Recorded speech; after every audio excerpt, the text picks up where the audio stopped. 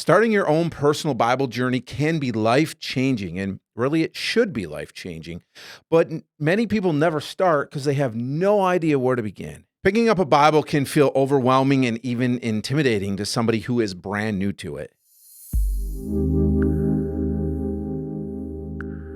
On this channel, we study the Bible with the goal of helping you to know it, to live it, and to love it. And really what I want to do is help you understand it so that you can apply it and live it in everyday life. If that's the kind of content you're looking for, make sure you hit the subscribe button. One of the biggest hurdles for people starting their Bible journey is literally just trying to figure out where to start. This can be an intimidating book. And I'll say this, you could easily start in Genesis, but if you start in Genesis, and maybe you have, it's not going to take you very long before you start to feel a little discouraged.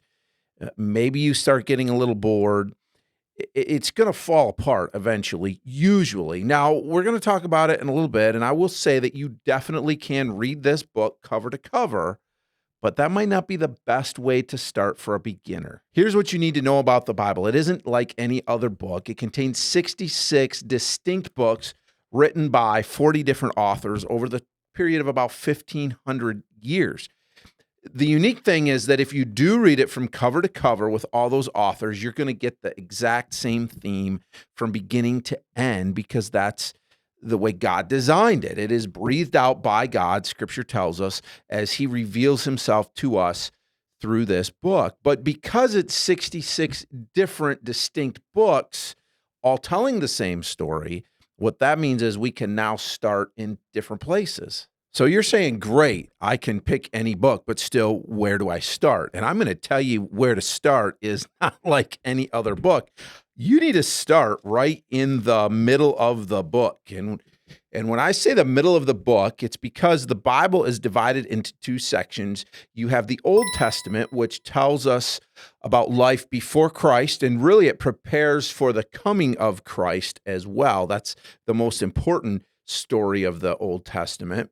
And then you have the New Testament. The New Testament tells us of Christ's life and the church. My suggestion is that you start in the New Testament, but let's break that down just a little bit more. Not just do I want you to start in the New Testament, but start in the Gospels. The Gospels consist of Matthew, Mark, Luke, and John. And the Gospels will they share with us the life of Christ from four different perspectives from four different authors.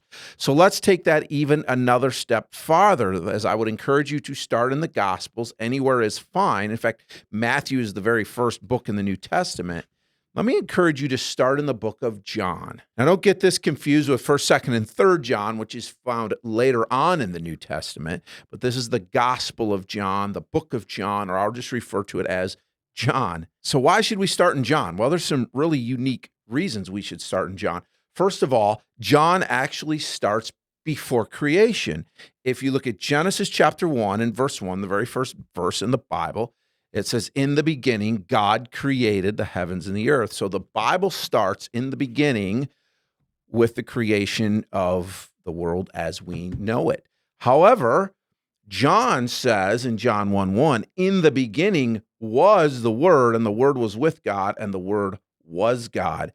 John starts out actually saying, when we start reading in Genesis that says, in the beginning, God created, God already was. In the beginning, John says, already was the Word. So technically, John starts before creation. What better place to start than even before creation to understand who Jesus was or is, and that He is God, and He was here even before time. Secondly, John focuses on the person and the work of Jesus Christ, which is highly important for you and I to understand who Jesus was when He walked this earth and what He was like, and who He is still today, the work that He did on this earth for us. Thirdly, John helps us understand the whole Bible. It kind of ties the Bible together. If we look at John chapter 1, verses 16 through 18, it says, for from His fullness we had all received grace upon grace. For the law was given through Moses, grace and truth through Jesus Christ. No one has ever seen God, the only God, who is at the Father's side. He has made Him known. As the Old Testament is where we get the law. God gave the law to Moses, and Moses gave the law to the people of Israel, and they were expected to live by that law. But the law really just informs that we are an imperfect people and we can't keep the law. And it says in John that Jesus came and brought grace, and it shows the difference between the Old Testament and the New Testament, and it shows how the two actually tie together, and it helps us really understand the entire biblical story just between those couple of verses, and then as we explore what Jesus did for us. The last reason we should read the book of John first is because John is strategic, and this is one of my favorite things about John. It tells us in John chapter 20, verse 30 and 31, John writes, he says, "Now Jesus did many other signs in the presence of the disciples, which are not written in this book. But these are written so that you may believe that Jesus is the Christ, the Son of God, and that by believing you may have life in his name."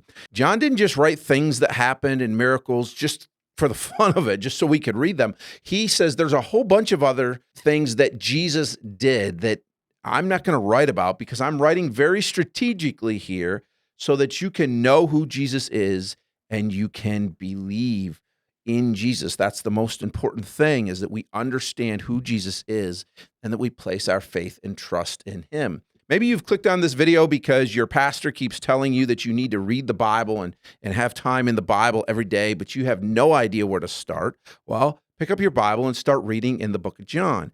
Maybe you're watching this video because you've picked up a Bible for the first time, you've never been to church, and you say, I don't even know where to start, but I want to read the Bible. Again, I encourage you, start in John. Maybe you're watching this video and you don't have a Bible. Well, let me encourage you that you have a Bible for free right on your phone.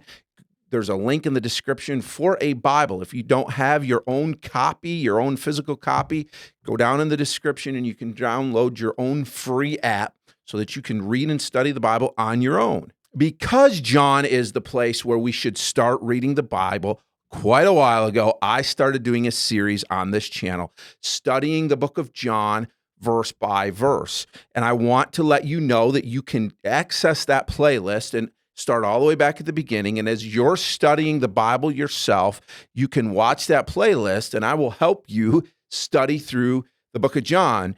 Now, as of the recording of this video, that playlist is not complete yet. I am still regularly adding to that. So maybe you'll go fast enough that you'll beat me and get to where I am. And if that's the case, especially make sure you hit the subscribe button and the little bell. That way, every time I do upload a John video, you will get notified and you'll be able to continue to study along with me. That being said, if this video was a help to you, make sure you hit the like button. I'd love to hear your story. Why did you click on this video? What did I help you with? I would love to hear about your Bible reading journey as it begins. And can I encourage you, start small. Don't get overwhelmed as you're reading. If you see something that amazes you about God that you just want to ponder, or something that convicts you about your own life, it's okay to stop there. It's okay not to go any farther and just ponder that. The book of James tells us that we should be not only hearers of the word, but doers of the word. Really, it's not as important as how fast we read the Bible, but how we let the Bible change us. So if we are reading and it's not changing us, we're kind of missing the point. So take your time, work your way through, grab a notebook, grab a pen, and just start writing down the things that God is teaching you. Write down any questions that you have. Find a pastor, a local church, a group that's studying the Bible together, and that's a great place for you to begin to ask the questions so that you can better study the Bible. If you are wanting to know and say, man, I've started reading, but I'd love to know how I can study the Bible for myself and dig deeper, let me know in the comments if that's a video you want me to make. Thanks so much for watching. I'll see you guys in the next video.